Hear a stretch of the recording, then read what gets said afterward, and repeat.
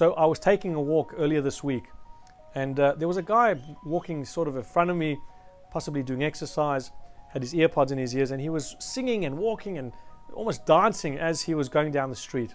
Now, I was only near him for a few seconds, but I have to tell you, this positive energy was exuding from this guy.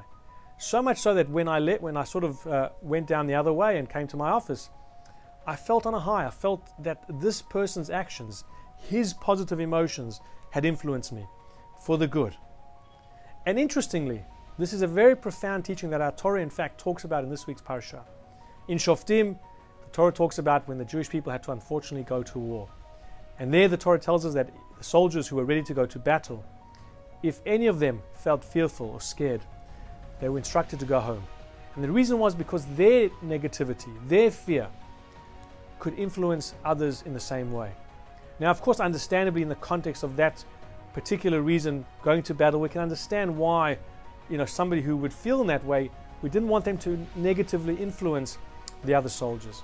But the Torah is teaching us, as I said, this profound understanding that each and every one of us, the way we behave, the way we feel, it influences other people.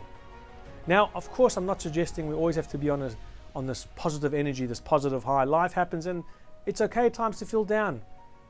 But I think if we are cognizant and recognize that our actions can literally influence and change another person's demeanor, another person's feelings, then it will give us a whole different way of viewing what we do day in and day out. And of course, how much more so would this apply to our children? Children are looking to us.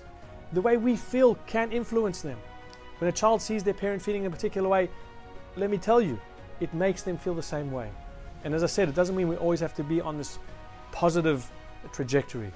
But let us try and remember, as the Torah tells us, how we feel, how we act is important. We don't live in a vacuum. What we do, what we say, how we behave, as I said, it's influencing those around us. And please God, what we do will certainly, I hope, be a positive influence on others. Have a beautiful Shabbat and weekend ahead.